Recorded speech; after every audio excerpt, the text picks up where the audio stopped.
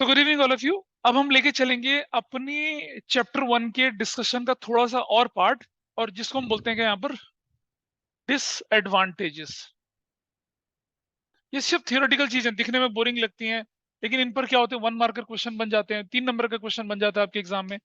पिछली क्लास में हमने कुछ थ्योरेटिकल चीजें लिखी थी, आप किसी की नोटबुक की फोटो खींच सकते हैं फिर बाद अपनी, और नोटबुक, बड़े साइज की नोटबुक आप लोग लेके रखेंगे अपने पास, ठीक है। डिसएडवांटेजेस लेके चलते हैं, just show me the book, क्योंकि हम लोग बुक में ही है जो चीजें उसी को लेके चलेंगे, otherwise there are number of other disadvantages. लेकिन क्योंकि आपके स्कूल के पेपर में यही सब आएगा, इसीलिए हम इसी को लेके फोकस करते हैं, बट अंदाजे बयां थोड़ा अलग होता है, हैं? ठीक है, चलो। और आप देखिएगा जो डेफिनेशन हमने फर्स्ट क्लास में सीखी थी, मतलब आप लोगों ने नहीं सीखी थी, तो I am just waiting for few more students. जैसे ही वो आते हैं आई विल हैव बैकअप क्लासेस, और उसके बाद सब बराबर हो जाते हैं, तो कोई फर्क पड़ता नहीं है। एडवांटेजेस अगर हमने देखी तो मुझे याद दिलाएं कौन कौन सी एडवांटेजेस थी। फाइनेंशियल इंफॉर्मेशन बिजनेस की पता चलती है, और कुछ? हाँ, एविडेंस इन कोर्ट हो जाता है, असिस्टेंस इन मैनेजमेंट। अकाउंटिंग से क्या होता है कि बिजनेस चलाने में आसानी मिलती है आपको, आपकी मेमोरी पर इतना ज्यादा बर्डन नहीं पड़ता है, रिप्लेसेस मेमोरी हो जाता है। टैक्स लायबिलिटी के सेटलमेंट में इट हेल्प्स यू, लोन लेते समय आपको हेल्प मिलती है, कोर्ट की एविडेंस में होती है, बिजनेस को बेचते समय आपको पता चलता है आपके बिजनेस की वैल्यू कितनी है, और इवेंट ऑफ इंसॉल्वेंसी, जब आपका बिजनेस बिल्कुल ठप हो गया, बंद हो गया, उस कंडीशन में आपको क्या करना है उसका पता चलता है। पार्टनरशिप अकाउंट में ये हेल्प करती है। आइए देखें एडवांटेजेस। और एडवांटेजेस में मैं आपको एक बहुत शानदार चीज बताऊंगा, मतलब देखिए, I believe you should be well versed with latest happening in the world also, ठीक है। उसके बारे में भी आपको जानकारी मालूम होनी चाहिए। चलिए, सबसे पहले लेके चलते हैं। ये कहता है कि अच्छा, अगर ठंड लगे तो बता देना, I switch it of. Accounting is not fully exact, ये बोलता है। भाई अकाउंटेंट तो पूरी कोशिश करता है ना, दिन रात जान लड़ा लेता है क्या। ये लिख रहा है पहली disadvantages, accounting is not fully exact, ऐसा बोलने की कोशिश कर रहा है। लेकिन आपने देखा होगा अकाउंटिंग में there is check, there is counter check. पहले जूनियर अकाउंट्स बनाता है, फिर सीनियर उसे वेरीफाई करता है, उसके सीनियर भी वेरीफाई करता है, फिर गड़बड़ कहां से हो गई। देखो गड़बड़ कैसे होती है। आपने अपने एम्प्लॉय को दिए 50,000, और आपने बोला कि भाई आपको जयपुर जाना है बाई फ्लाइट, एक कॉन्फ्रेंस अटेंड करके आनी है, 2 दिन आपको वहां होटल में स्टे करना है। 50 हजार है, फ्लाइट का किराया भी इसी में चलेगा, आपका होटल आने जाने का भी किराया इसमें पड़ेगा, जो भी मिलेगा, ठीक है। अच्छा, thank you, okay, thank you. तो होटल आने जाने का किराया भी अच्छा इसी में चलेगा। लिफाफा अच्छा था, ऑफकोर्स उसके अंदर भी बहुत बढ़िया चीज होती है, बट नाइस। तो होटल आने जाने का किराया भी लगेगा, बाय एयर तुम जाना, बाय एयर तुम आना। भाई यहाँ से जयपुर जाने में टाइम कितना लगता है, 2.5 घंटा। फ्लाइट से जाओगे तो आधा घंटा लगेगा, 20 मिनट लगेंगे। कहता कौन जाए। उसने क्या करा, फ्लाइट की टिकट बनवा लिया टूर ट्रेवल वाले से, और बस में चला गया। बोला था कि you have to stay in a 4 star 5 star hotel. भाई साहब क्या कर दिया, एक होते ना वो ओयो होटल में, वहां उसमें जाके रुक गया। 500 रुपए में एक रात, 2 रात 500 रुक गया, ठीक है। और बिल चिपका दिए कौन से वाले, 7,000 8,000 रुपए पर नाइट वाले। जब वो वापस आता है तो 49,250 रुपीज का बिल पकड़ा देता है आपको, और 250 रुपये अलग से वापस करता है, कह रहे जी सर जी इतने ही बचे। खर्चा कितना हुआ उसका, मुश्किल से 10 12 हजार रुपए का खर्चा। खाना भी उसने रोड साइड ढाबे में खाया, ठीक है, स्ट्रीट फूड खाया बढ़िया से, मीटिंग भी बढ़िया से हो गई, एवरीबडी इज हैप्पी। मीटिंग का वेन्यू तो डिसाइड नहीं था ना, मीटिंग का वेन्यू।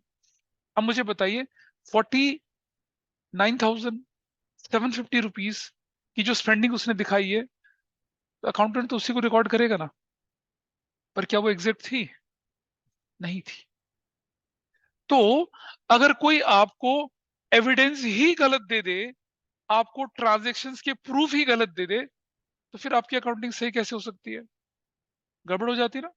और आप जानते हैं सबसे ज्यादा फ्रॉड और cheating, I am sorry to say, किसी के पेरेंट्स अगर चार्टर्ड अकाउंटेंट है तो भैया मुझे माफ करना, सबसे ज्यादा फ्रॉड वही लोग बताते हैं कैसे करने हैं। ग्रेट स्कैम 1991 का, खूब सारे चार्टर्ड अकाउंट, आपने देखा ना हर्षद मेहता का ओटीटी पे सीरीज आई थी, बिग बुल करके, नहीं देखा था हर्षद मेहता का? देखना उसमें सारे के सारे जो फ्रॉड व्रॉड थे, जो बैंक के चार्टर्ड अकाउंटेंट करवाते थे, सारे के सारे फ्रॉड, सारी चीजें उन्हीं के थ्रू होती थी, अभी भी। अच्छा, कानून सबसे ज्यादा कौन तोड़ता है? जिसे कानून की सबसे ज्यादा जानकारी होती है, लॉयर्स। बिल्कुल करते हैं। जीएसटी में सबसे ज्यादा घोटाले कौन करते हैं? जीएसटी के एक्सपर्ट। ठीक है। तो क्या होता है कि अकाउंटिंग जो हो फुली एग्जैक्ट क्यों नहीं है, ये मैंने रीजन बताया आपको। अगर आपको जो सोर्स डॉक्यूमेंट मिले अगर वही फेक हुए तो कैसे अकाउंटिंग इंफॉर्मेशन सही जाएगी? So in that sense it is not fully exact. However, whatever evidences you have given, उसके हिसाब से तो अकाउंटिंग सही चलेगी ना, वो तो चलेगी उसके हिसाब से। लेकिन इंफॉर्मेशन क्या है, फुल नहीं है, तो क्या कर सकते हैं? तो इस सेंस में क्या है, ये फुली एग्जैक्ट नहीं होती है। हाँ, जो कागज वगैरह दिए गए उसको रिकॉर्ड करने में गलती नहीं थी, हाँ वो थोड़ी बहुत एरर हो जाती है, ह्यूमन एरर। उसको बाद में एक चैप्टर आप पढ़ेंगे रेक्टिफिकेशन ऑफ एरर, उससे दूर कर सकते हैं। लेकिन अगर कोई मिस अप्रोप्रिएशन करे, जालसाजी करे, फेक डॉक्यूमेंट लगाए, उसका थोड़ी कुछ कर सकते हैं, नहीं कर सकते ना। आगे चलते हैं। कई बार क्या होती है, अच्छा एक और एग्जांपल देता हूं मैं, जरा समझना। मेरे एक रिलेटिव थे, 1952 में उनकी लॉटरी लगी। पता है कितने की लॉटरी लगी? 30,000 रुपीज की। 1952-53 में 30,000 रुपीज की लॉटरी लग गई। लॉटरी, लॉटरी नहीं मालूम आपको? अच्छा, नहीं सुना? लॉटरी तो मालूम होगा। वो लॉटरी का टिकट खरीदते हैं, जीत जाते हैं। अभी दुबई में एक साउथ इंडियन बंदा था, वो बिलियनियर बन गया, उसको 120 करोड़ की लॉटरी लगी। हाँ, ऐसी जैकपॉट होते हैं बड़े बड़े, यूएस में जैकपॉट होते हैं बड़े बड़े, वो बहुत मतलब मिलियंस ऑफ डॉलर के जैकपॉट लगते हैं वहां पर लोगों के। एक रात में कहानी बदल जाती है। इस तरह की उनकी 30,000 की लॉटरी लगी। ठीक है जी। अब उन्होंने क्या किया, गांव में अपना जमीन खरीदी, घर बनाया बढ़िया सा, एक एम्बेसडर कार खरीदी, ड्राइवर रखा, और खूब सारे शौक थे, सारे पाले। ठीक है। उस समय पर अगर वो साउथ एक्स में जमीन लेते तो शायद एक 100 गज का प्लॉट 1,000 रुपए में मिल जाता। साउथ एक्स, ग्रेटर कैलाश, 100 गज का प्लॉट अगर मैं आज की डेट में बोलूं, करोड़ों रुपए से ज्यादा की इनकम होगी, मतलब 10, 12, 15 करोड़ ऐसे करके कीमत चली जाएगी उसकी। लेकिन he would have been done that, नहीं करी। पैसा आया, उड़ाया, खूब उड़ाया। ठीक है। अच्छा सोचो, आपके दादाजी ने या परदादा जी ने लाजपत नगर में अगर कोई 500 गज का घर, 500 गज का 500 स्क्वायर मीटर का अगर कोई जगह खरीदी होती है, 1,000 स्क्वायर मीटर की कोई जगह, ये जो जगह दिख रही है ये वाली जगह, इसे 500 गज बोलते हैं। समझ रहे हो कितना बड़ा है? और ये स्क्वायर मीटर भी नहीं है, 500 गज है, उससे छोटा है ये पूरा स्पेस जो दिख रहा है आपको। और देखो ये तो कंस्ट्रक्टेड है, इसके बाहर भी देखिए, अंदर वहां स्टूडियो है, कभी मूवी दिखाऊंगा मैं आपको उसके अंदर। तो अभी वो ठीक होने के लिए गए हैं। तो इतना बड़ा एरिया, 500 स्क्वायर मीटर बोले या 500 गज की कैटेगरी का बोले, इसका डबल अगर किसी ने खरीद लिया, और वो भी कहां पर, लाजपत नगर में, आज क्या कीमत होगी सोचो। नहीं बेटा, 7-8 करोड़ नहीं, 50-60 करोड़ हो जाएगी। लाजपत नगर के जो मार्केट वाले एरिया, पहले तो इतनी बड़ी जगह मिलेगी नहीं आपको। ठीक है। तो हो सकता है कि उसने 1, 2, 3 प्लॉट को करके खरीद लिया हो तब। और वो भी रोड साइड की अगर किसी के पास 5 दुकान है तो सोच कितना अमीर होगा वो। 20-20, 10-10, 15-15 लाख तो किराया ही जाता है उनका। ठीक है।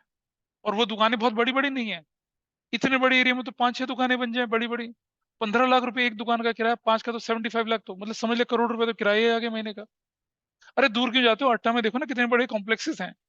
20-20, 25-25 हजार में कितना करोड़ों रुपए किराया निकल के आ रहा होता है।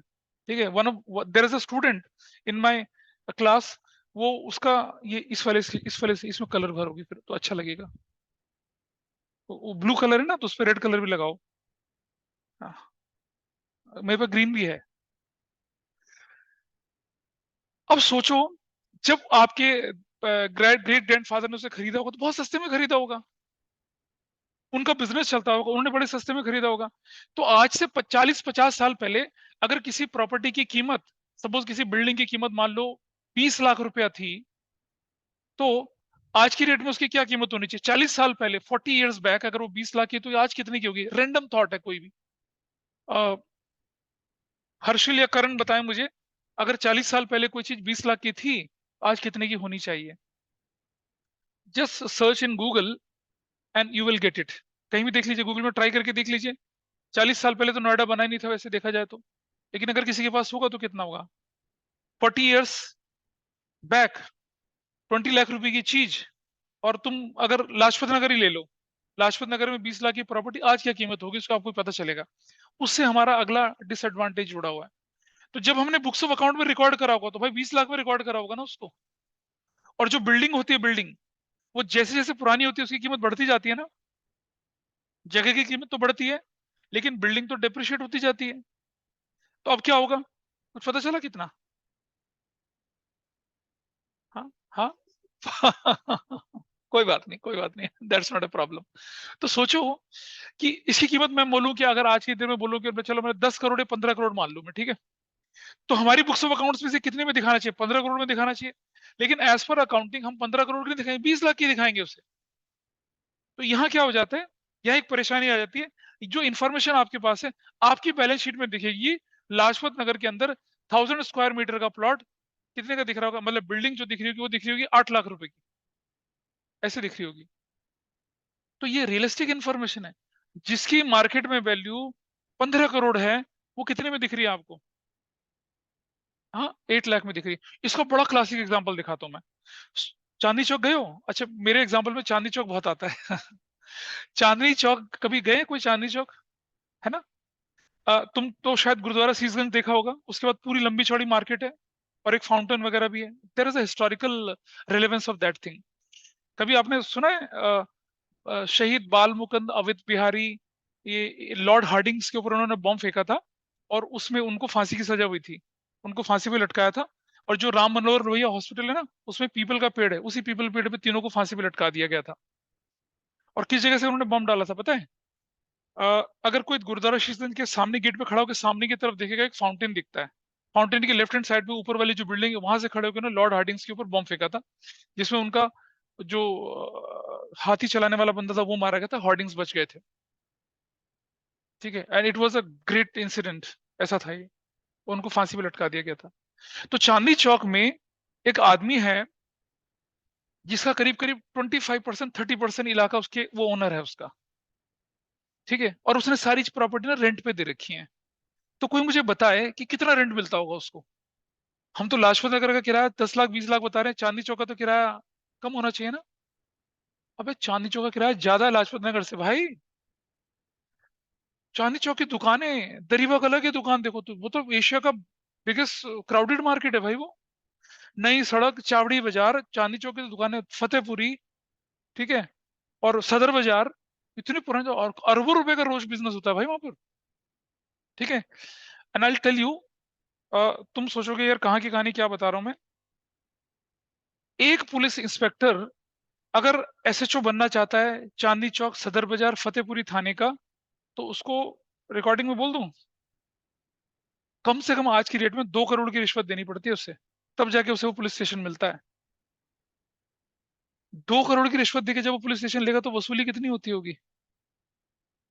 और 2 करोड़ तो रेट कम से कम 6-7 साल पहले की बात कर रहा हूं मैं। इतना देता तब जाके उसे पुलिस स्टेशन अलॉट होता है अपने सीनियर ऑफिसर्स को। इतनी वसूली करते हैं वो लोग वहां पर।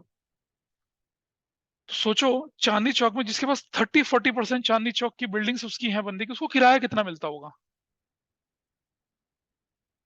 1.5 करोड़ तो ये अट्टा वाले ले जाते हैं। इधर बताएगा कोई मुझे? हर्षिल या करण, जल्दी से। तो 3-4 करोड़। 3-4 करोड़? 3-4 करोड़ से ज्यादा तो लक्ष्मी नगर वाले ले जाते हैं। अच्छा, हाँ, 150 करोड़। 150 करोड़। आओ मैं बताता हूँ कितना मिलता है, पता है कितना मिलता है? इतना किराया मिलता है उसे सिर्फ। क्या मजाक कर रहे हो मास्टर? हम ही रह गए बेवकूफ बनाने के लिए। जिस व्यक्ति के पास 30% चांदनी चौक की बिल्डिंग ओनरशिप में है, उस बेचारे को सिर्फ 2,500 रुपया किराया मिलता है। नहीं नहीं नहीं, बताऊं क्या रीजन है? और मैं रीजन बताता हूँ। चांदनी चौक की जितनी भी दुकानें थी जब वो एस्टेब्लिश हुई, वो किराए पे गई 1900 में, 1912 में। तब दुकानों का किराया 2 रुपया, 4 रुपया, 15 रुपया हुआ करता था। ठीक है, अब सोचो, कहते हैं ना पूर्वज गलती करके चले गए, भुगतना पड़ता है करंट पॉपुलेशन को। ठीक है, पाकिस्तान के एक जर्नलिस्ट ने बोला, दद्दू वाट लगा दी। तुम बंटवारे के टाइम पे कहाँ चले गए थे? पाकिस्तान चले गए थे। अगर तुम इंडिया रहते तो शायद आज भी हम प्रोस्पेरिटी भी जी रहे होते। फिर उसने ट्विटर पे लिखा दद्दू वाट लगा दी। It was literally she is written, यही दद्दू पर दद्दू ने वाट लगा दी बंदे की। कैसे?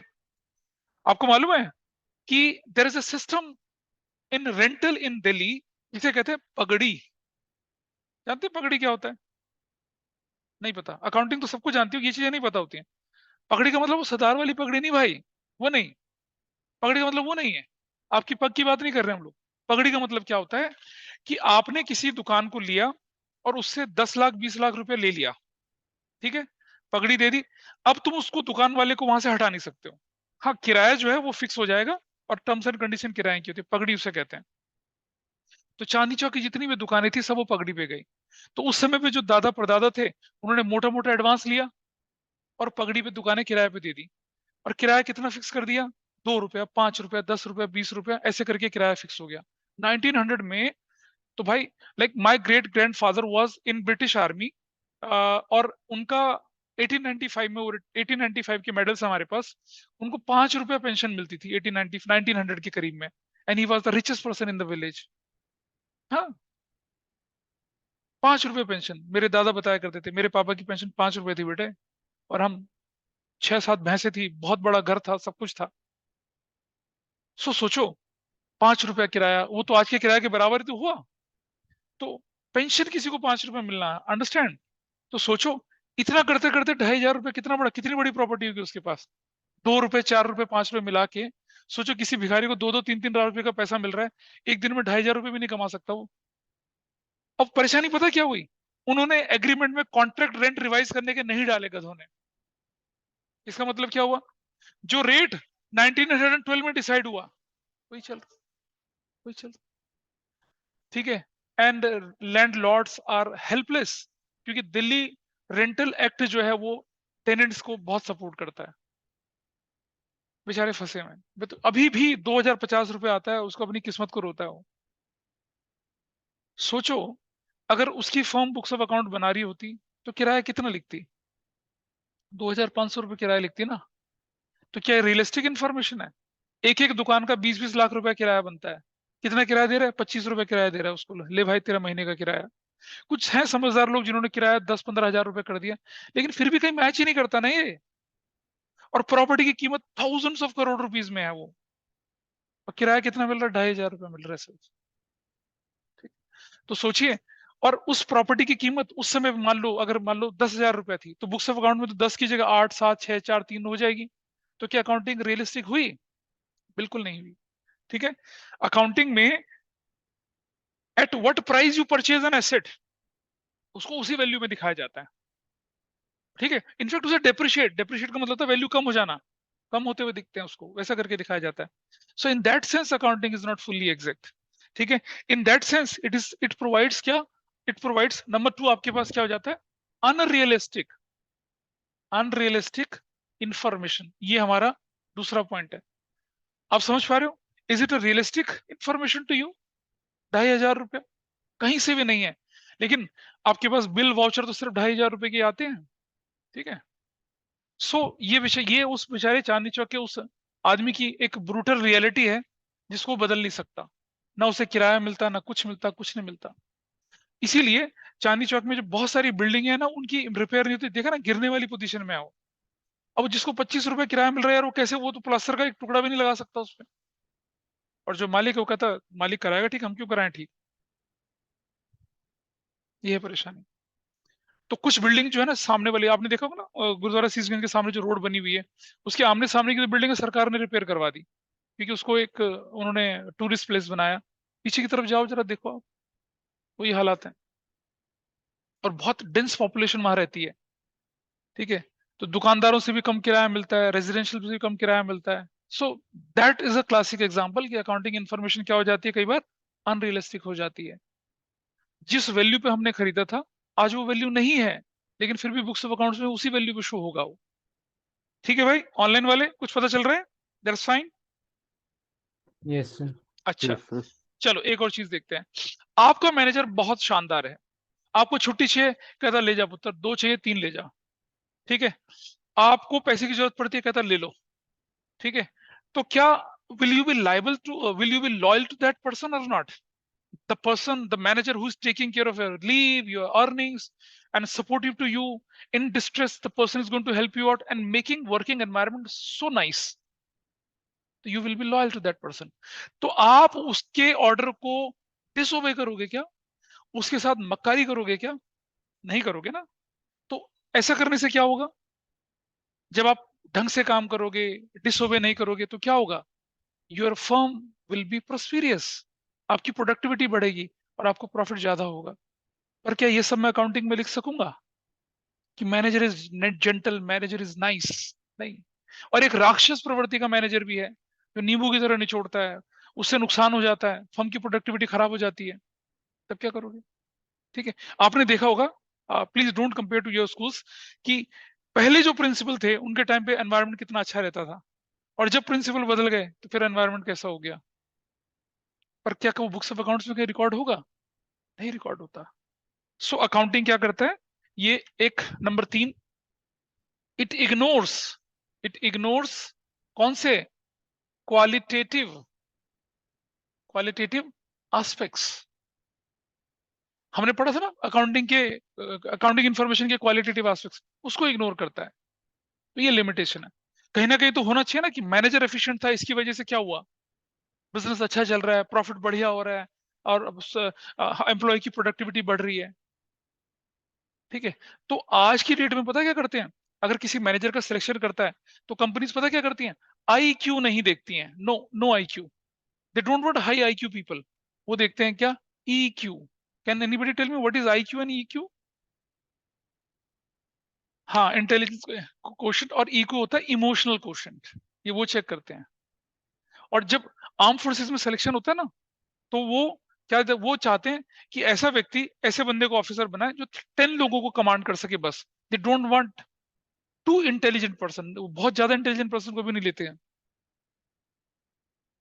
ठीक है, तो इंडियन मिलिट्री एकेडमी क्या करती है देहरादून में जो है, वो क्या करती है?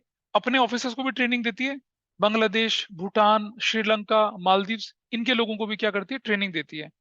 तो मालदीव में अभी मालदीव में बेसिकली क्या हुआ था, एक बार आपने देखा ना, डिक्टेटरशिप आ जाती है, तख्ता पलट हो जाता है, मतलब सरकार बदल जाती है, कोई आर्मी डिक्टेटर उसको कर लेता है।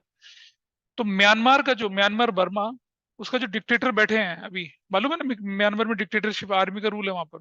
आन सांग कुई को तो जेल में भेज रखा है। जो वो डिक्टेटर था उसने इंडियन मिलिट्री एकेडमी से ट्रेनिंग ली थी, and when he was training officer, उसने एक रिपोर्ट पब्लिश करी थी कि how to capture the power in a country through arm forces. और 20-25 साल बाद उसने वही करा अपने देश में जाके। ऐसा आर्मी डिक्टेटर ना हो। तो कहते हैं ना, पूत के पांव पालने में दिख जाते हैं, वैसा करके। सो यहाँ क्वालिटेटिव एलिमेंट्स को, sorry, ignores the qualitative aspects, या हम बोले एलिमेंट्स, इनको ये इग्नोर करता है। ये भी डिसएडवांटेज बनती है इसकी। ठीक है, चलिए। अब जब मैं बहुत छोटा हुआ करता था, वैसे सभी छोटे होते थे जब वो छोटे होते हैं, तो मैं मदर डेयरी से दूध लेने के लिए जाता था। और मुझे मदर डेयरी में दूध, मैं I am just talking about 1970, 79 की बात कर रहा हूँ मैं, 1979, 79, 80। तो जब हम मदर डेयरी में दूध लेने जाते थे, तो दूध मिलता था 25 पैसा लीटर, 25 पैसे का लीटर दूध मिलता था। और करीब करीब 25 पैसे में एक फुल ब्रेड आ जाती थी हमारी। 1 लीटर दूध और ब्रेड, नाश्ता वाश्ता हो जाता था। आज बताओ दूध कितने का है? बता भी ऑनलाइन वाले, करण गिल, कितने का दूध मिलता है 1 लीटर? तो 20 रुपए। ये कौन सी दुनिया में तुम? बकरी का दूध ले रहे हो 20 रुपए का क्या? बकरी का दूध भी महंगा होता है बेटा। ये लड़का पीता है दूध, सिर्फ मतलब खरीदा नहीं है इसने कभी भी। भाई 48, 50, 60, cream, full cream, non cream, टोंड, देखिए ना, मदर डेयरी के, अमूल के, इन सब के दूध होते हैं। और भैंस का जो प्योर दूध होता है और महंगा होता है, 70 60 70 रुपीज लीटर चला जाता है बेटा। 20 रुपए लीटर कोई दूध नहीं मिलता। 20 रुपए दूध में तो तुम्हें चाय भी नहीं मिलेगी बनी हुई ढंग से। तो वो जो दूध है, मेरे टाइम पे 25 पैसा लीटर मिलता था मदर डेयरी का दूध। आज मदर डेयरी का दूध 48, 47, 8 रुपीज लीटर है। आज एक ब्रेड जो होती है वो 60 रुपीज की आती है, हमें 25 पैसे में मिल जाती थी। ठीक है, and I am a product of government schools. अच्छा, तुम्हारे स्कूल की फीस कितनी जाती होगी? What fees is yours in your school? कुछ आइडिया है? हाँ, पर मंथ? हाँ, क्वार्टरली फीस लेते ना, कितनी जाती होगी बेटा बता? यू नो, तुम्हें मालूम है? हाँ, नहीं आइडिया, तुम्हें मालूम है? हाँ, 36, 40, 45 ऐसा करके। और ज्यादा हाई प्रोफाइल में चले जाएंगे तो एक बच्चे को पढ़ाने का खर्चा 2.5 लाख 3 लाख रुपए के करीब चला जाता है। तो जो रेजिडेंशियल स्कूल है, एसबीएस वगैरह, इनमें बात कर रहा था, या आईबी लीग के स्कूल है। मैं 35 पैसा पर मंथ की फीस देता था सिर्फ। दिल्ली यूनिवर्सिटी के कॉलेजेस में मैंने जहां से बीएड करी है, मैंने 1,500 रुपए में बीएड करी थी। और 1,000 रुपए मुझे स्कॉलरशिप के रूप में वापस मिल गया था, क्योंकि मेरा रैंक एंट्रेंस में अच्छा था। 500 रुपए में बीएड करी थी मैंने 2001 में। ठीक है। आज अगर हम कंपेयर करें प्राइवेट सेक्टर की फीस के साथ, तो there is a great difference. ठीक है। अगर मैं वर्ल्ड की टॉप क्लास बिजनेस स्कूल की बात करूं, तो वो अंडर ग्रेजुएट प्रोग्राम में करीब करीब 2.5 करोड़ रुपए ले लेता है। स्टैनफोर्ड, वॉटन, ठीक है, ये सब 2.5 करोड़ तक बजट चला जाता है अंडर ग्रेजुएशन का, इतना ज्यादा। तो अकाउंटिंग में पता क्या होता है?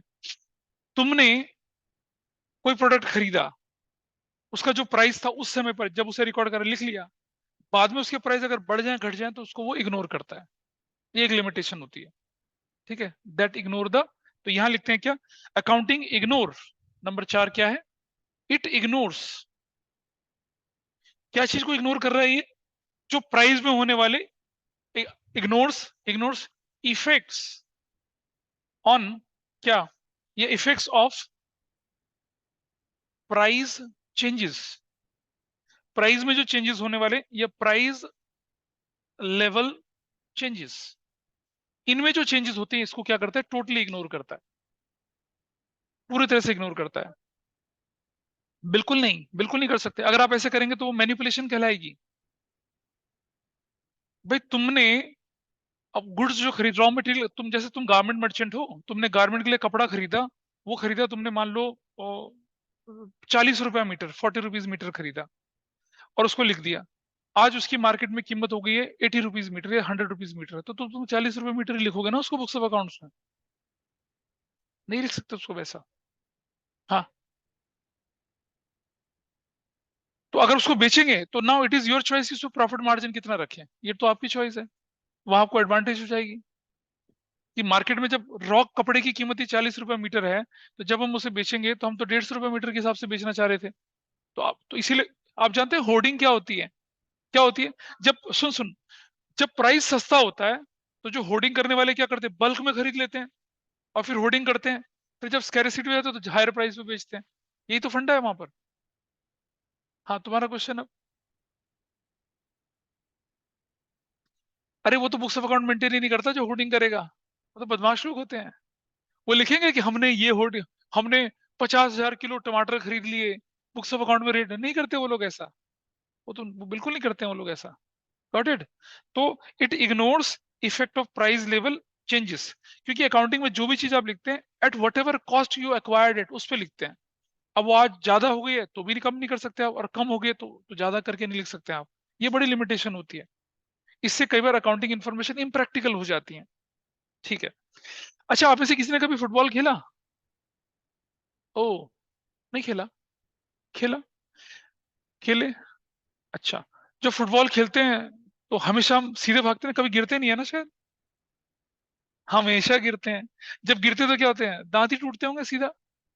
नहीं, सबसे पहले चोट कहाँ लगती है जब हम फुटबॉल खेलते समय गिरते हैं? बताओ, बताओ भाई, करण के लिए, हर्षिल, फुटबॉल खेलते समय सबसे ज्यादा चोट कहाँ लगती है?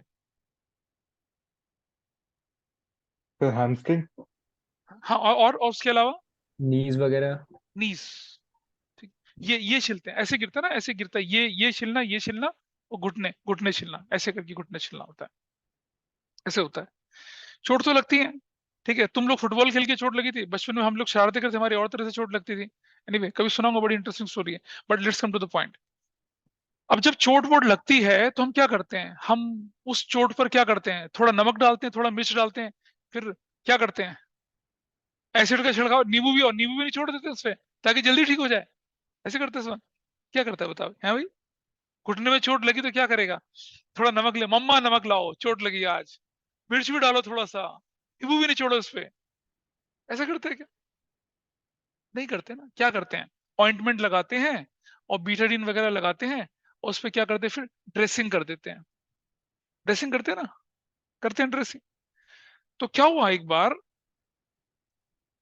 तुम्हारा एग्जांपल ले लें, तुम्हारा एग्जांपल ले लूं, देख ले सब लोग बहुत हंसेंगे। ओह लेते हैं, आज मजा आएगा, चलो ठीक है, पता चला अगली क्लास से आए ना ये। Take it in a joyful manner. अब एक दिन सुहान के चोट लगी और ये बहुत ऑब्जर्वेंट बंदा था।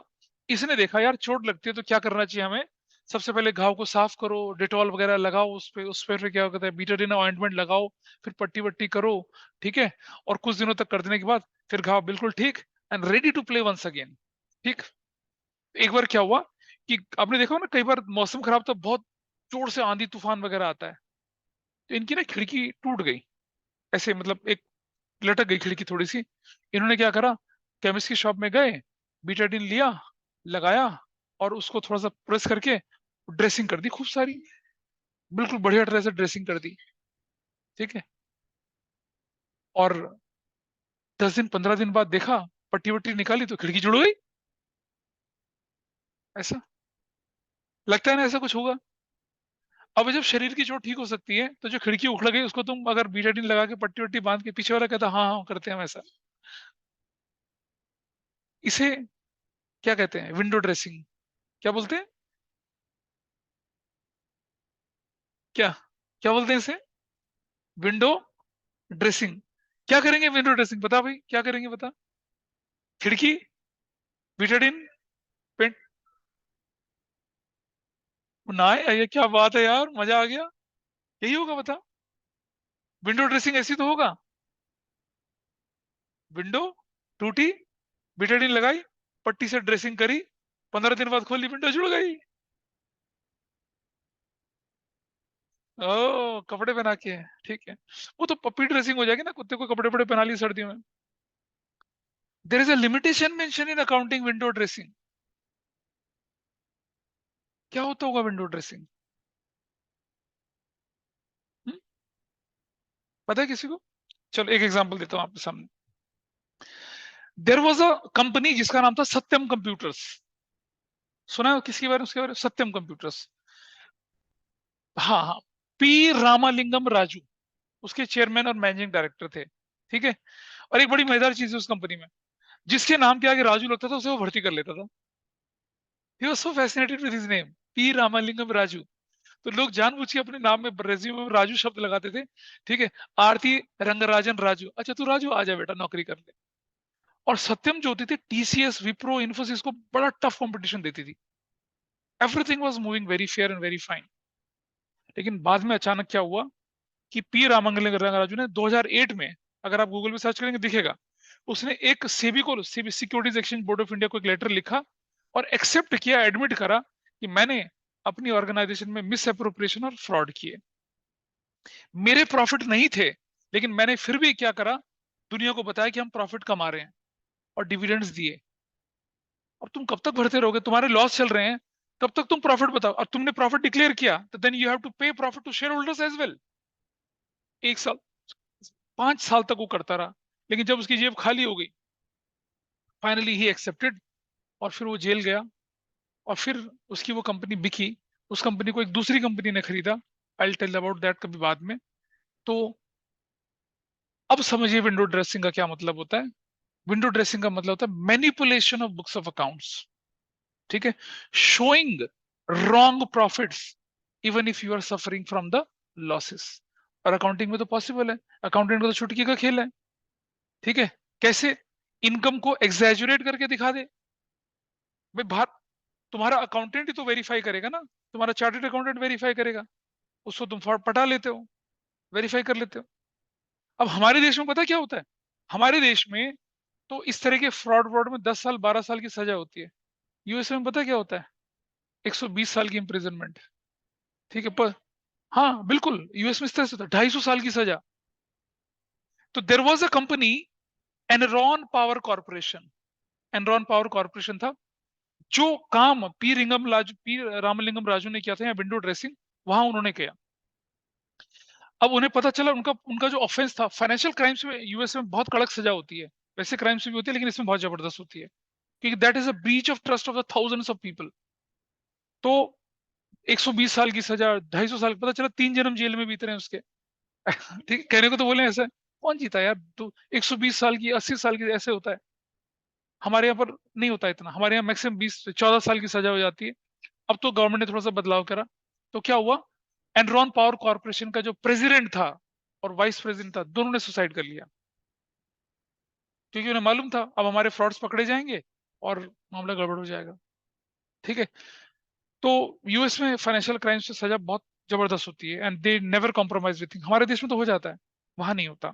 तो अकाउंटिंग में एक और बड़ी डिसएडवांटेज क्या है, कि कभी भी एक सीईओ या मैनेजिंग डायरेक्टर इन्फ्लुएंस कर सकता है अकाउंटेंट्स को, और लॉसेस को किस में कन्वर्ट करके दिखा सकता है, प्रॉफिट में, ताकि लोगों पे झूठी बनी रही इमेज। और बहुत बार ऐसा होता है, बहुत बार ऐसा होता है। लेकिन जब कई बार आप बिल्कुल कोलैप्स करने के कगार पे होते हैं, अब जैसे विजय माल्या ने भी यही किया, भाग गया वो यहाँ से। ठीक है, पी रामालुंगन राजू ने किया, उसने एक्सेप्ट कर लिया तो जेल गया, और मेरे ख्याल से रिलीज भी हो चुका है वो, लेकिन सब खत्म हो गया उसका, ही ruined एवरीथिंग। तो विंडो ड्रेसिंग का मतलब ये नहीं है कि भैया आपने खिड़की पकड़ी, उसमें पट्टी वट्टी बांध के उसको क्या कर दिया, टनाटन बना दिया। वो तो मैं बोल रहा हूँ, क्योंकि जब हम विंडो ड्रेसिंग शब्द बोलते हैं तो मन में यही ख्याल आता है, ये खिड़की होगी, उसकी ड्रेसिंग कर रहे होंगे। ठीक है, विंडो ड्रेसिंग का मतलब होता है manipulation of books of accounts, showing wrong profits, showing wrong financial position in the books of accounts. इसे हम कहते हैं क्या, विंडो ड्रेसिंग। तो अकाउंटिंग की एक लिमिटेशन है नंबर 5, क्या होता है, इट मे लीड्स टू क्या, विंडो ड्रेसिंग। ठीक है, ये एक मेटाफर है, एक टर्म है विंडो ड्रेसिंग। ठीक है, एक टेक्निकल जार्गन बोल सकते हैं इसको। विंडो ड्रेसिंग का मतलब कभी भी खिड़की पे पट्टी बांधना नहीं होता है। क्या चीज है ये, manipulation of books of accounts, miss appropriation of funds, showing wrong financial position, इसको हम क्या बोलते हैं, विंडो ड्रेसिंग बोलते हैं। कई बार पकड़ी जाती है, कई बार नहीं पकड़ी जाती है। ठीक है, आपने देखा होगा ना, आप न्यूज़पेपर में पढ़ते होंगे, ईडी, एनफोर्समेंट डायरेक्टरेट, कभी नोएडा में छापा डाल के 4 करोड़ का कैश पकड़ रहा है, कभी कुछ पकड़ रहा है, कभी कुछ पकड़ रहा है, ऐसा करके। There is a company, Noida की बहुत मशहूर और पुरानी कंपनी यूफ्लेक्स, उसके अकाउंट्स में छापा मारा गया, रजनीगंधा वालों के यहाँ पे छापा मारा गया। तो ये सब क्या होते हैं, मिस एप्रोप्रिएशन होता है। और सबसे चतुर काम पता है किसने किया था, मिस्टर केजरीवाल ने। कभी आपने पढ़ी हुई ना न्यूज, कि जो भी आपका बिल है उसकी फोटो खींचो और वहां पर अपलोड कर दो। सुना कभी न्यूज में, सुना, आज से 3-4 साल, 3-4 साल से चल, हाँ, सुना है। आपने कोई सामान खरीदा, उसका बिल आपके पास, रसीद आई उसके पास, उसको फोटो खींचिए और दिल्ली गवर्नमेंट का एक ऐप है उस पर अपलोड कर दीजिए। ठीक है, और फिर क्या होता है, फिर सडनली आपको पता चलता है कि आपको 5 लाख रुपए का प्राइज मिल रहा है, आपको 2 लाख का प्राइज मिल रहा है, आपको 4 लाख का प्राइज मिल रहा है। पता है क्या था ये, तुम्हें मालूम है कानून क्या था ये Harshil, you have an idea. अबे हाँ नो ना तो सर। बोलो, नहीं पता, अब मैं बताता हूँ क्या होता है। जितने भी ये जो कंपनीज हैं, जैसे मॉल में शोरूम्स वगैरह होते हैं, आपने देखो ना, हर चीज, छोटी छोटी चीज की आपको रसीद देते हैं। और कुछ चतुर सॉफ्टवेयर डेवलपर क्या करते हैं, इन्होंने सॉफ्टवेयर बना रखे होते हैं, by the end of the day वो उस सॉफ्टवेयर को रन करते हैं, और अगर 20 लाख की सेल हुई तो घट के 4 लाख पे आ जाती है, बाकी एंट्रीज डिलीट हो जाती हैं, बैकअप में रहती है लेकिन डिलीट हो जाती हैं, और अकाउंट बिल्कुल इंटेक्ट रहते हैं। अब केजरीवाल भाई साहब ने क्या किया पता है, आपको तो रसीद मिली और आपने एंट्री दी, आपने अपलोड किया, और उन्होंने जीएसटी या अपने टैक्स डिपार्टमेंट के साथ उससे टैली किया, वो ट्रांजेक्शन देखिए, कंप्यूटर में तो टैली करना बड़ा आसान होता है, हो गया। अगर टैली नहीं गया तो इसका मतलब क्या हुआ, इसका मतलब ये हुआ कि आपने वो सॉफ्टवेयर रन किया और अपनी लेजिटिमेट सेल्स को क्या कर दिया, घटा दिया। कम सेल होगी तो कम प्रॉफिट, कम प्रॉफिट तो कम टैक्स। ठीक है, अब उनके, अब क्या करते हैं, अब पता चल गया कि भाई आपके पास तो रसीद है, और वो रसीद जो आपने डॉक्यूमेंट सबमिट करें, मतलब अकाउंटिंग डॉक्यूमेंट सॉफ्ट कॉपी में सबमिट करिए, उसके साथ तो मैच नहीं कर रही है, इसका मतलब आपने गड़बड़ करी है। अब उसके यहाँ छापा पड़ता है, छापा पड़ने के बाद 10 करोड़, 20 करोड़, 30 करोड़ जो भी रिकवरी होती है, उसका कुछ परसेंट आपके खाते में आ जाता है। समझे, मिस अप्रोप्रिएशन ऑफ फंड्स। तो सरकार भी क्या करती है, चतुराई से काम करती है। लेकिन होता है ऐसा, बिल्कुल बिल्कुल। आप अगर किसी की जान पहचान वाले हो तो उनसे वैसे ही पर्सनली पूछ के देखना, दे डू दैट। एक दिन की सेल्स में शाम के टाइम दुकान बंद करके सॉफ्टवेयर रन करते हैं, सेल साफ, इरेज, विदाउट एनी ट्रेस। अब ट्रेस किसके पास रहेगा? कस्टमर के पास रहेगा। अब कस्टमर के पास कौन जाएगा भाई? तो सरकार ने कस्टमर को प्रॉम्प्ट किया, एनकरेज किया कि आप अपनी रसीदें कहाँ डालो, वहां डालो। और बहुत लोगों ने 10-10, 15-15, 20-20 लाख तक के इनाम उनको मिले हैं। ऐसा करके होता है। और लिटरली इनकम टैक्स एक्ट में है, अगर आपकी वजह से किसी बंदे का इनकम टैक्स की चोरी पकड़ी जाती है तो करीब करीब 5% रिवॉर्ड आपको मिलता है उसका। बढ़िया ना? लेकिन पता चला भाई साहब बंदूक लेके आ गए, अच्छा तू पकड़वाएगा मुझे। Anyway, so these were the limitations. इन्हें रिकैप्चुलेट करें। ये फुली एग्जैक्ट नहीं होती है, इंफॉर्मेशन अनरियलिस्टिक होती है, क्वालिटेटिव एस्पेक्ट्स को, एलिमेंट को इग्नोर करते हैं, प्राइस में होने वाले चेंजेस को कंसिडर ही नहीं करते हैं। और विंडो ड्रेसिंग तो भाई बहुत कॉमन है। कभी ना कभी किसी ना किसी मोड पर हर दुकानदार, हर बिजनेसमैन विंडो ड्रेसिंग करता ही है। बोलिए।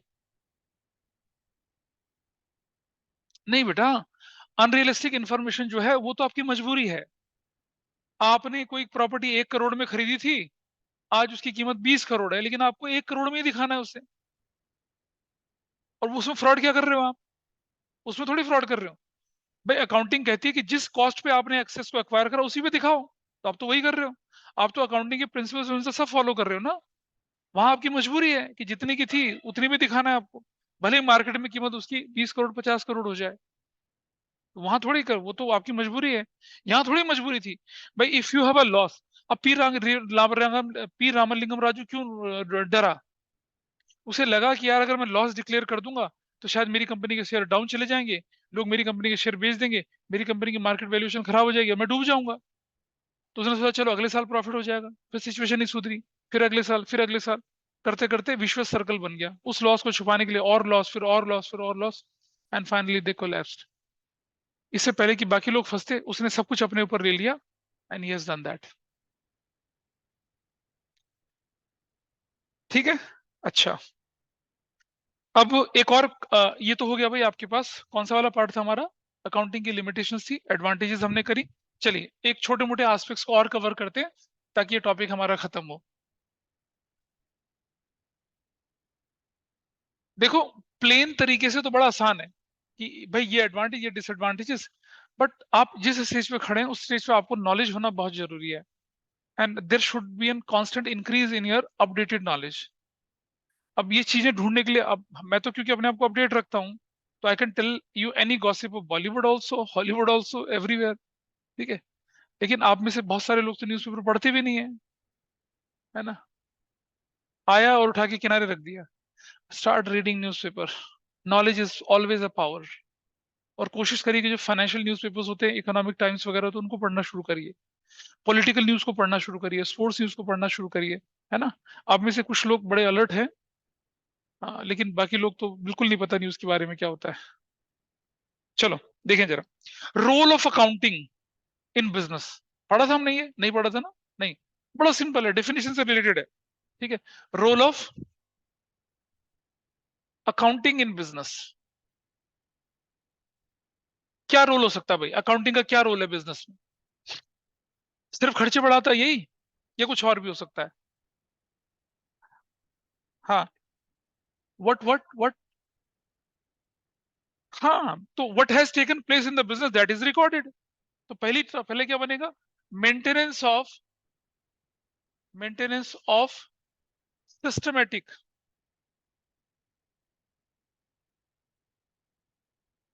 सिस्टमेटिक मेंटेनेंस ऑफ सिस्टमेटिक क्या? रिकॉर्ड्स। अगर अकाउंटिंग नहीं होगी तो आप कैसे रिकॉर्ड करोगे? जहां मना है वहां लिख दिया, याद है भाई साहब का एग्जांपल? कहीं भी लिख दिया, कुछ भी लिख दिया। सॉरी, अब आगे तो क्या करूं मैं? आगे आ गया। हमने ना शुरू शुरू की क्लास में एक एग्जांपल लिया था, और वो बहुत, मतलब, बढ़िया एग्जांपल था। ठीक है। अब तुम लोग लेट कर गए, पर कोई बात नहीं। तुम उसको रिकॉर्डिंग में देख सकते हो, ये जब मैं बैठूंगा एक्स्ट्रा तब मैं आपको आराम से समझाऊंगा। ठीक है। Systematic records. ठीक है।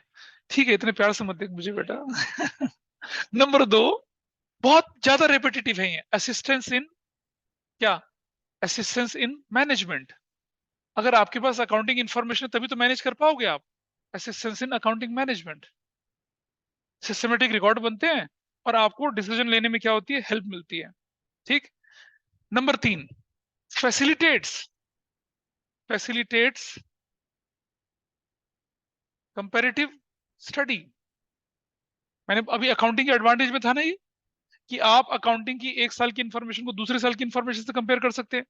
आप एक कंपनी की इंफॉर्मेशन को दूसरी कंपनी की इंफॉर्मेशन के साथ कंपेयर कर सकते हैं। ठीक है, ये एडवांटेज जैसी ही है, लेकिन हम ये बिजनेस के पर्सपेक्टिव से बोल रहे हैं। ठीक है। Number 4, you can show as an evidence in court. Court में एविडेंस के रूप में भी आप क्या कर सकते हैं उसको, बिजनेस का कोई अगर केस फंस गया तो आप उसको एविडेंस करके दिखा सकते हैं, किसमें, कोर्ट के अंदर। कोर्ट सिस्टमेटिक अकाउंटिंग रिकॉर्ड्स को वैल्यू, जिसपे चार्टर्ड अकाउंटेंट की स्टैंप लग रखी हो, वेरीफाई हो रखा हो, उसको एक्सेप्ट करते हैं। ऐसा करके करते हैं। ठीक है।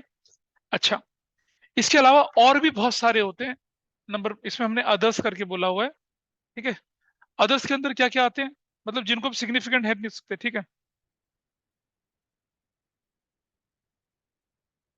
अ, जैसे मैं I am not writing it here, आप बुक से देख लेंगे, मैं पढ़ के बता रहा हूँ। और वो बहुत वेग से हैं। Proper accounting records obviates necessity to remember business transactions, facilitates raising loans, facilitates sale of business, facilitates settlement of tax liability। मतलब कुल मिलाकर जो एडवांटेज थी ना, उन्हीं को ही दोबारा रिपीट कर दिया। एडवांटेज को तो रिपीट कर रहे हैं। रोल, तो मेजर रोल तो आप 4 बोल सकते हैं। उसके अलावा तो बाकी सब क्या है, सब्सिडरी कैटेगरी में चले जाते हैं। ठीक है।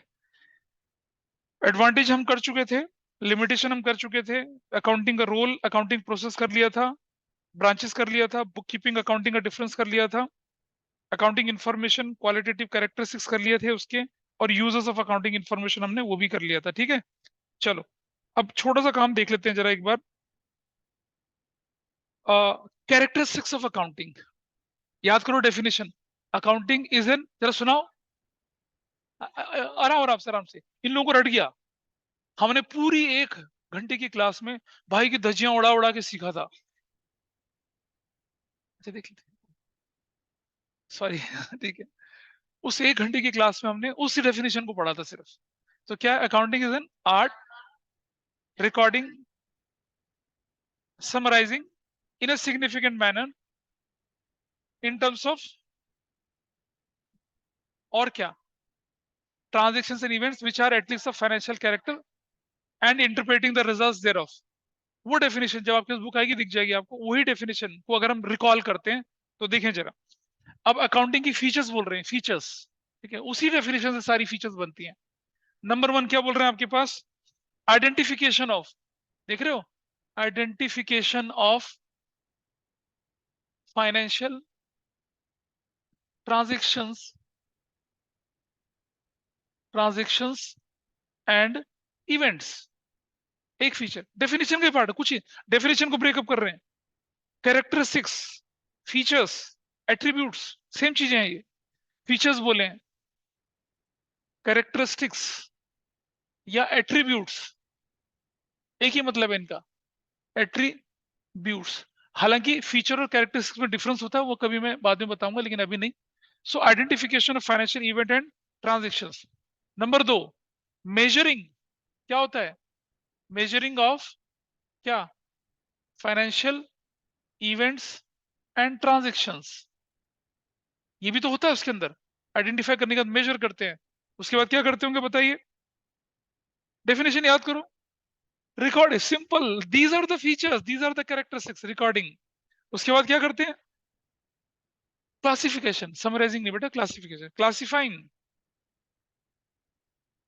क्लासिफाइंग होता है उसके बाद क्या होता है जी, नंबर 5 क्या होता है, समराइजिंग होती है, समराइजिंग। उसके बाद क्या होता है समराइजिंग के बाद, एनालिसिस एंड इंटरप्रिटेशन। क्या होता है, एनालिसिस एंड इंटरप्रिटेशंस। और उसके बाद क्या होता है, कम्युनिकेशन। जो इंफॉर्मेशन आपके पास आ गई उसको किसको, ओनर को, मालिक को, इंटरनल एक्सटर्नल को क्या करते हैं, कम्युनिकेशन, कम्युनिकेशन।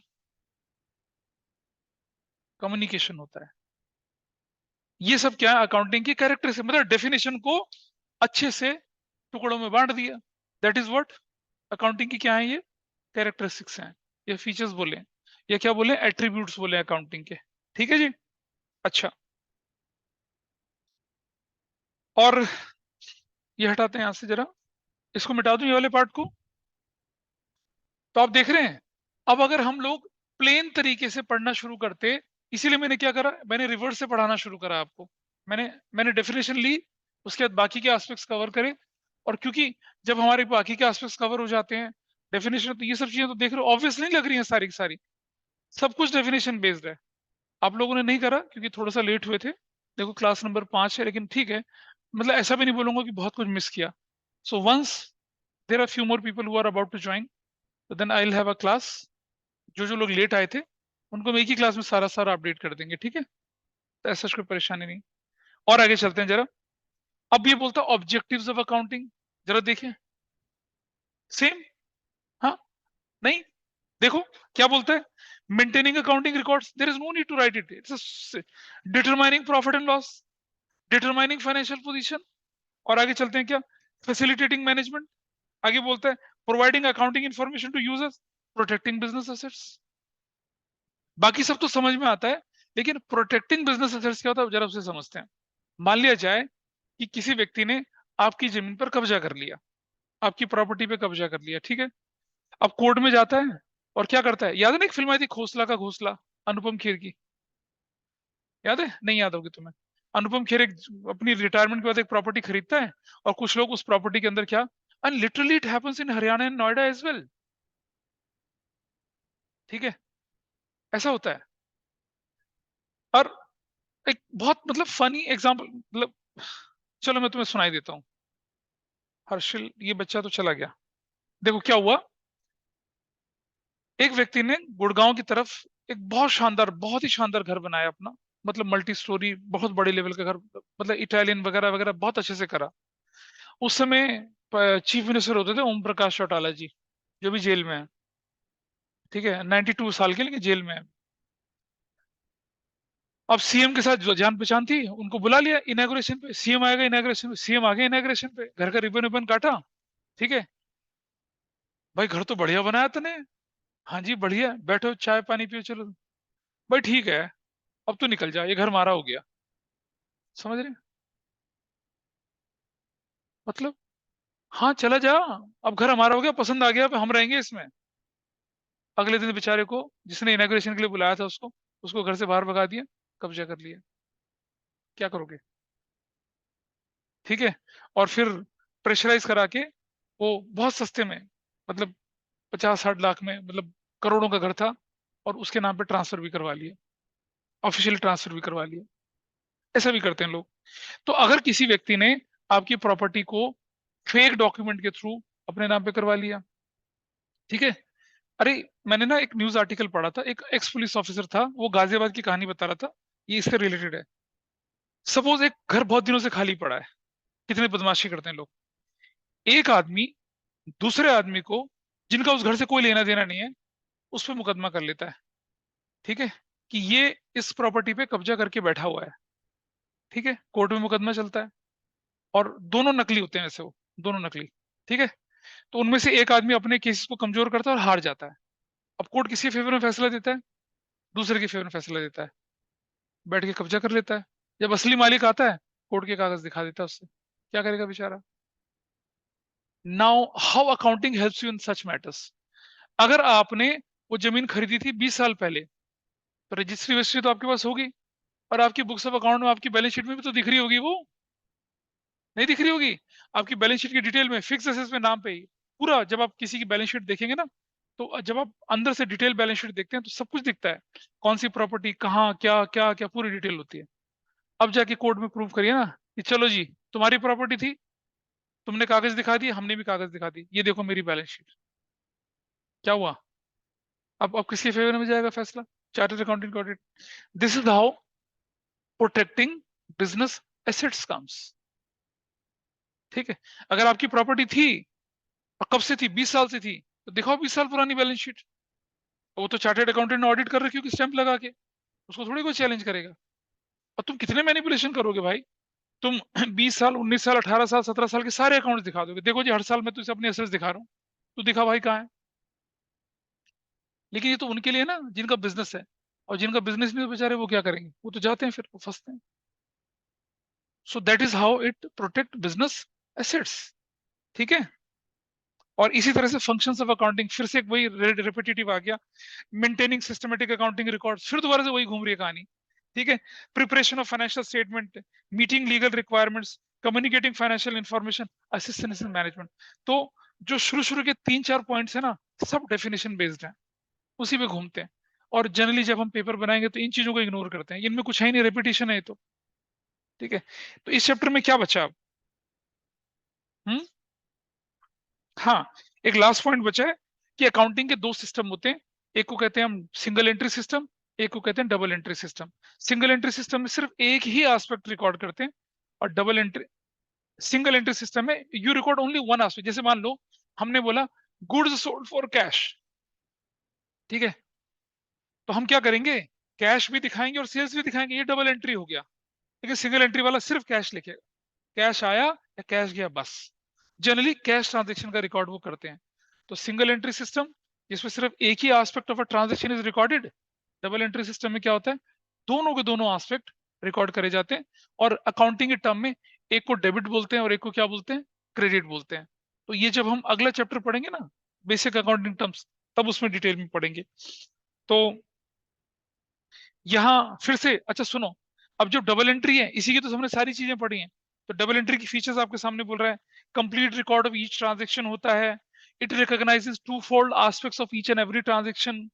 इस सिस्टम में एक एस्पेक्ट हम डेबिट करते हैं, एक को क्रेडिट करते हैं, और एक एस्पेक्ट डेबिट होता है, दूसरा क्रेडिट होता है, तो टोटल हमेशा क्या रहता है, बराबर रहता है। ये उसने फीचर्स बोल दी। इस तरह से इसके एडवांटेजेस बोल रहा है, कंप्लीट रिकॉर्ड ऑफ ट्रांजेक्शंस है, अर्थमेटिकल एक्यूरेसी होती है, प्रॉफिट और लॉस पता चलता है, फाइनेंशियल पोजीशन पता चलती है, और पर्पस ऑफ कंट्रोल में होता है, कंपैरेटिव स्टडी होती है, मैनेजमेंट डिसीजन मेकिंग में help, determination of fraud and miss appropriation. जो हमने एडवांटेजेस बोली थी, सारी की सारी एडवांटेजेस इसी के अंदर आके डली हुई हैं। ठीक है। So this was your chapter number 1। इसमें मैंने वो चीजें नहीं कराई हैं जो रेपिटेटिव हो रही हैं, और रेपिटेटिव चीजों को लिखने की जरूरत नहीं है, because if you see the book you will find them out there. ठीक है। This is how we have wind up 1 chapter. और इसमें हमने थोड़ा टाइम ज्यादा लिया because I just want to make things interesting to you. और अगला वाला चैप्टर आएगा, उससे हमारी असली अकाउंटिंग शुरू होगी, पता है। हाँ। हाँ नहीं, अभी इसके अभी अभी नहीं, अभी थोड़े बच्चे नए हैं इसलिए नहीं। ठीक है। तो मिलेगा टेस्ट, डोंट वरी। ठीक है। तो हम क्या करते हैं, इस चैप्टर को यहाँ वाइंड अप करते हैं। आपको ऐसा कोई नोट्स वगैरह बनाने की जरूरत नहीं है। स्कूल में जो फर्स्ट चैप्टर में बोला जाए उसी पे ध्यान दीजिएगा, लेकिन पढ़ना है इसको अपने आप से। ठीक है। कंटेंट के अंदर जो लिखा उसको पढ़ना है। और अगले चैप्टर के नोट्स में दूंगा आपको, तो ऐसा कुछ लिखने की जरूरत नहीं पड़ेगी। स्कूल में जो बोले लिखने के लिए उसे लिख लेना। इन दोनों के बाद we are in a position to test you guys. ठीक है। So I will wind up the class today. That's all for today.